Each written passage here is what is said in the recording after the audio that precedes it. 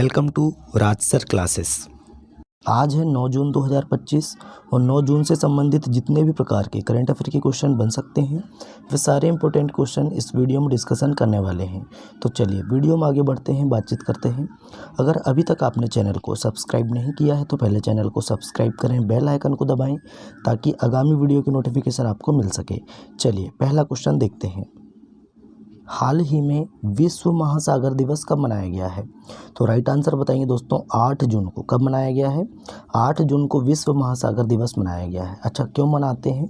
तो महासागरों के महत्व को उजागर करना और उनके संरक्षण के प्रति जागरूकता बढ़ाने के लिए प्रतिवर्ष 8 जून को विश्व महासागर दिवस मनाया जाता है ना।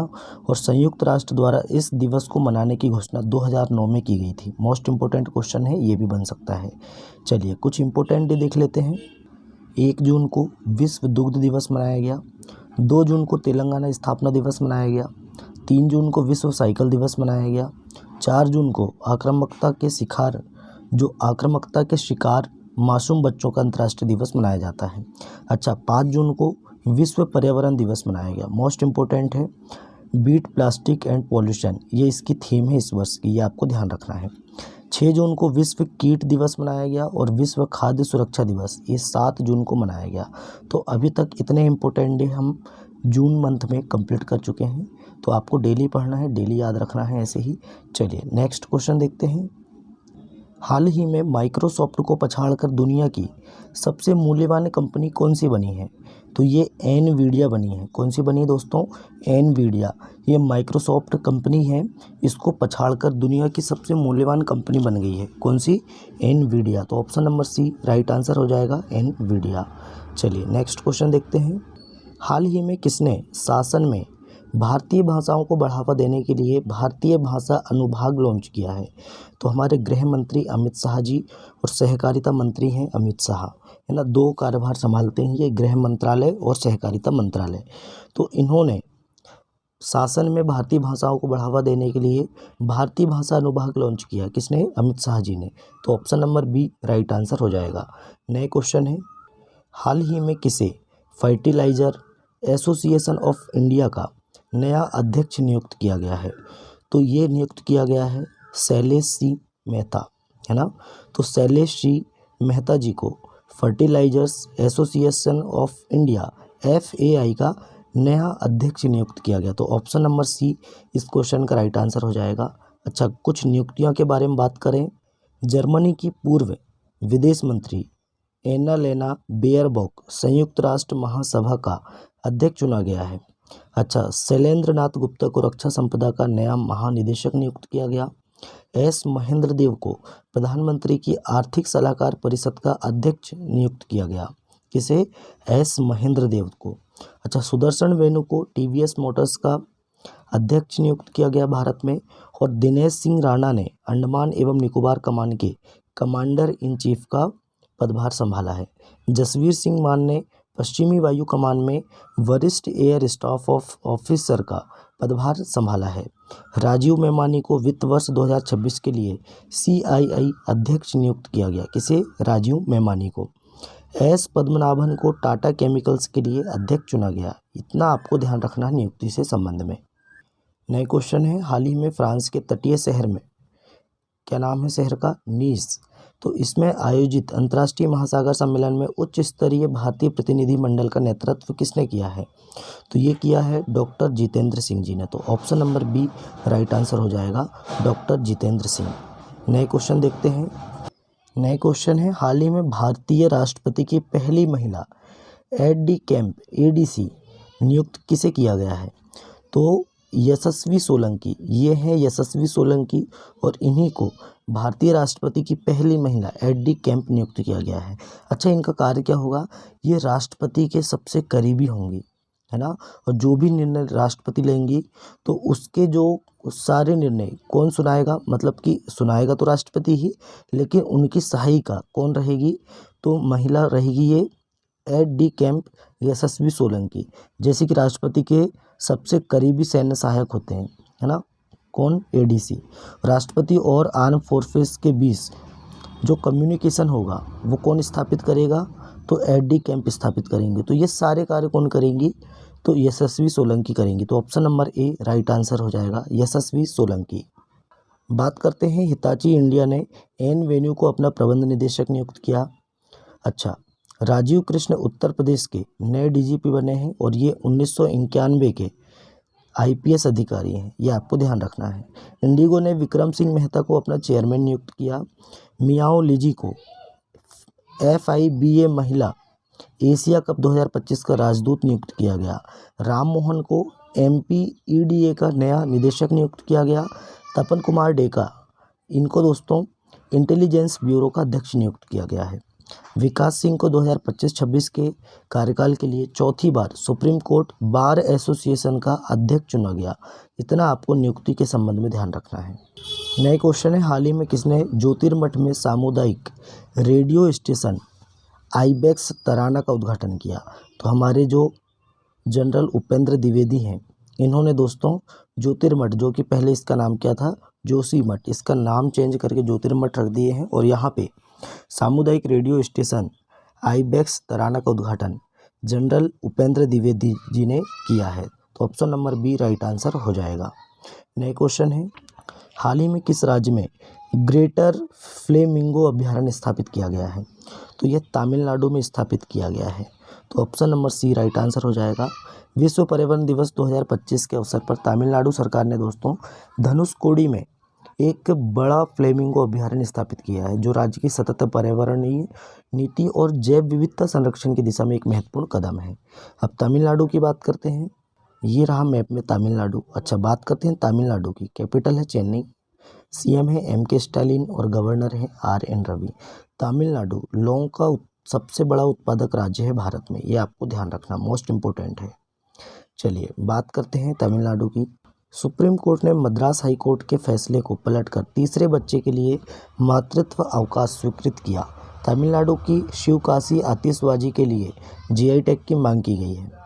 अच्छा, भारत में पहली बार हाथियों के रखवालों के लिए महावत विलेज नामक एक विशेष आवासीय परिसर थेप्पाकाडू में बनाया गया है। ऑटोमोटिव और हथियार प्रणाली परीक्षण केंद्र का उद्घाटन चेन्नई में किया गया। तमिलनाडु के LR श्रीहरि 86वें भारतीय शतरंज ग्रैंड मास्टर बने हैं। अच्छा, तमिलनाडु सरकार ने स्वायत्तता को मजबूत करने के लिए उच्च स्तरीय समिति का गठन किया। इतना फैक्ट आपको तमिलनाडु के बारे में ध्यान रखना है। नए क्वेश्चन है, हाल ही में किस स्थान पर राष्ट्रपति द्रौपदी मुर्मू जी ने अंग्रेजी, हिंदी, उर्दू, भूती और पुर्गी को आधिकारिक भाषा के रूप में नामित किया है? तो ये लद्दाख में किया। तो option number A right answer हो जाएगा, लद्दाख। अब लद्दाख की बात करते हैं। लद्दाख के गवर्नर कौन है? तो ब्रिगेडियर BD मिश्रा हैं, ये आपको ध्यान रखना, मोस्ट इम्पोर्टेंट है। खुबानी उत्सव 2025 का आयोजन लद्दाख में किया गया। बटालिक क्रिकेट लीग 2025 का आयोजन लद्दाख में किया गया। माथो नागरांग के नाम से जाना जाने वाला वार्षिक मठवासी उत्सव ये लद्दाख में शुरू हुआ। खेलो इंडिया विंटर गेम्स 2025 लद्दाख में शुरू हुए। विश्व का पहला हाई एल्टीट्यूड वाला पैरा स्पोर्ट्स सेंटर लद्दाख के लेह में स्थापित किया जाएगा। लद्दाख में वार्षिक सुब्रला महोत्सव मनाया गया और मोदी सरकार ने लद्दाख में 5 नए जिले बनाने की घोषणा की है। और गृह मंत्री अमित शाह के मुताबिक ये जिले कौन कौन से रहेंगे? तो लद्दाख में ये 5 जिले हैं, जास्कर, द्रास, शाम, नुब्रा और चांगथांग, ये 5 नए जिले बनाए जाएंगे। इतना आपको लद्दाख के बारे में ध्यान रखना है। नए क्वेश्चन है, हाल ही में प्रसिद्ध फुटबॉलर डेविड बेकहम को किस देश के द्वारा नाइट की उपाधि दी जाएगी? तो ये इंग्लैंड के द्वारा दी जाएगी। तो option number D right answer हो जाएगा। ये है डेविड बेकहम, ये प्रसिद्ध फुटबॉलर हैं, ये आपको ध्यान रखना है। नए क्वेश्चन है, उससे पहले कुछ पुरस्कार के बारे में बात करें तो सदगुरु जग्गी वासुदेव को कनाडा इंडिया फाउंडेशन से global Indian of the year सम्मान मिला। ओपल सुजाता मिस वर्ल्ड 2025 का खिताब जीता है। किसने? ओपल सुजाता ने। सेरेना विलियम्स को 2025 के लिए प्रिंसेस ऑफ ऑस्ट्यूरियस स्पोर्ट्स अवार्ड से सम्मानित किया गया। कुमार मंगलम बिरला को USISPF ग्लोबल लीडरशिप अवार्ड 2025 से सम्मानित किया गया है। और AMA पुरस्कार जीतने वाली पहली भारतीय मूल की संगीतकार राजा कुमारी बनी, ये आपको ध्यान रखना है। भारतीय लेखिका बानू मुश्ताक ने अंतर्राष्ट्रीय बुकर पुरस्कार जीता है। गुलजार और रामभद्राचार्य जी को 58वां ज्ञानपीठ पुरस्कार प्रदान किया गया है। और विश्व न्यायवादी संघ से सम्मान पदक पाने वाले पहले भारतीय वकील भुवन रिभु बने हैं। ये इतना आपको ध्यान रखना है पुरस्कार एवं सम्मान के बारे में। नए क्वेश्चन है, हाल ही में किस राज्य सरकार द्वारा महिलाओं को फैक्ट्रियों में रात्रि पाली में काम करने संबंधी विधेयक को मंजूरी दी गई है?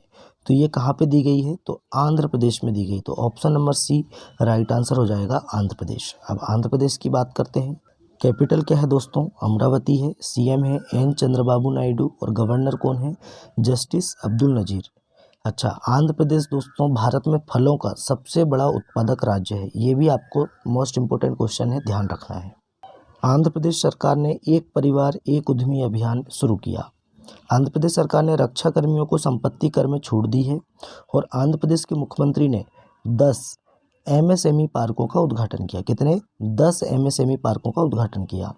भारत का पहला क्वांटम कंप्यूटिंग गांव अमरावती में स्थापित होगा। आंध्र प्रदेश के मुख्यमंत्री ने शून्य गरीबी P4 पहल का शुभारंभ किया।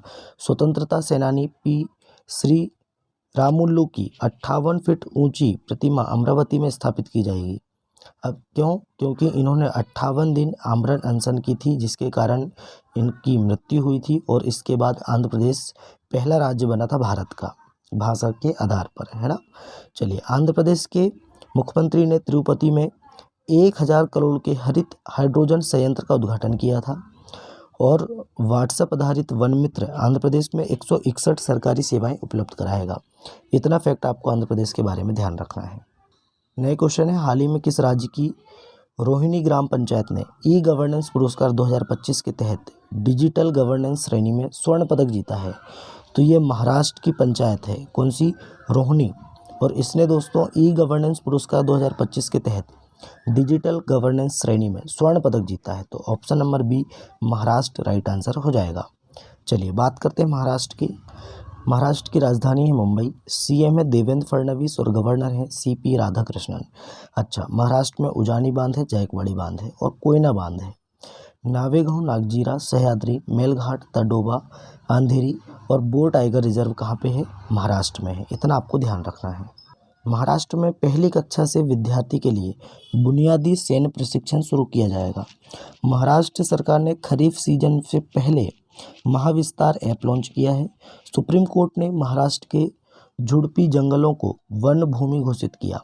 महाराष्ट्र ने लॉजिस्टिक पार्क के लिए ब्लैक स्टोन के साथ समझौता किया। और 7वें खेलो इंडिया यूथ गेम 2025 की पदक तालिका में महाराष्ट्र टॉप पर रहा।